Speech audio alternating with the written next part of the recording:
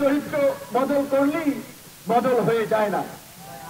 তো গতকালকে এই আহতদের এবং বিশেষ করে হামলা ফারুককে যে আহত করেছে, আহতদের ব্যানারে এসে আমি জানি না, এটা সার্ভিসকে বলতে হবে।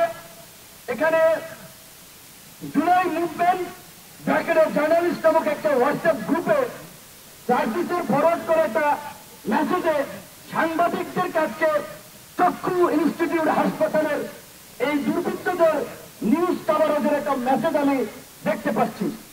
এটি যদি সঠিক হয় তাহলে গতকালকে থেকে সার্ভিসের সম্পৃক্ততা নিয়ে যে অভিযোগটি এসেছে সেই বিষয়ে সার্ভিসকে পরিষ্কার করতে হবে। কারণ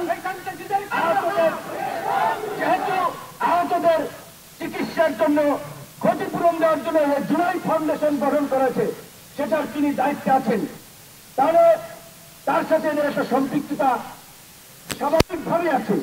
এখন এই হামলা আছে কিনা সেইটা আমরা জানি না। আমি পরিষ্কারভাবে আমাদের নেতা কর্মীদেরকে বলে দিতে চাই, ধৈর্যের সীমা ছাড়িয়ে গেছে, সহ্যের বাঁধ ভেঙে গেছে। আগামী 24 ঘন্টার মধ্যে এই হামলাকারী শরীফ ইন্দ্রন তনয় সহ সাইফুল সহ যারা চিহ্নিত হয়েছে তাদেরকে যদি প্রশাসন গ্রেপ্তার না করে, সেই হাত দিয়ে ফারুকের গায়ে আঘাত করেছে ওই হাত আপনারা ভেঙে দিবেন। তার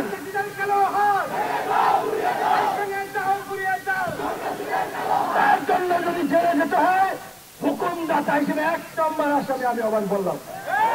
কিন্তু এখন যদি আমাদের রক্তে ভেজা বাংলাদেশে এই অধিকার পরিষদের নেতা কর্মীরা গত 7-8 বছর ধারাবাহিকভাবে যে লড়াই সংগ্রাম করেছে, রক্ত দিয়েছে, এই রক্তই আজকে বিপ্লবের প্রেক্ষাপট তৈরি করেছে। আমরা উপদেষ্টা হই নাই, সরকারে যাওয়ার জন্য আকুপাকু করি নাই, আমরা রাজনীতি করে নির্বাচিত জনপ্রতিনিধি হতে চাই। এই সরকারকে পরিষ্কারভাবে বলেছি, একমাত্র রাষ্ট্র পুনর্গঠনে সংস্কারের প্রশ্নে একমাত্র গণ অধিকার পরিষদ ব্ল্যাঙ্ক চেক দিয়েছে।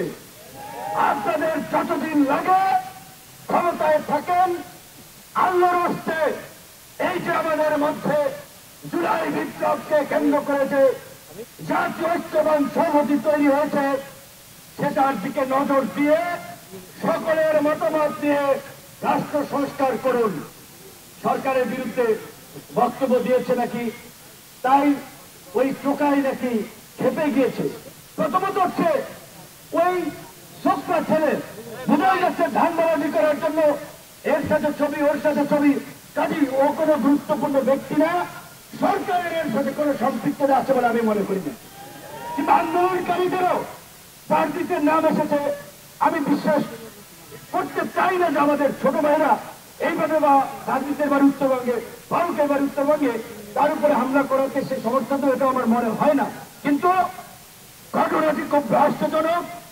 এই ঘটনার পেছনে দেশি বিদেশি কোনো ষড়যন্ত্র আছে কিনা সেটাও খতিয়ে দেখতে হবে। কারণ বিপ্লবের পরে প্রতি বিপ্লবের জন্য পলিটিক্যাল কিলিং হয়, রাজনৈতিক হত্যাকাণ্ড ঘটে।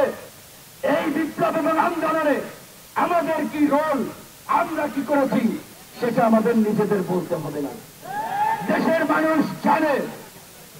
তাই আমাদের জিএমপি কমিশনের সাথে গতকালকে কথা হয়েছে, উপদেষ্টা সহ সকলকে বলবো আগামী 24 ঘন্টার মধ্যে আমরা অ্যাকশন দেখতে চাই, অন্যথায় আপনাদের উপরে কিন্তু আমরা আস্থা রাখবো না। আইন নিজের হাতে তুলে নিয়েই এই শহীদ মিনার এনে বিচার করব। ওরা নাকি ক্ষমা চেয়েছে, এইভাবে সিনেমা স্টাইলে মেরে ক্ষমা চাইলে ক্ষমা হবে না, হবে না।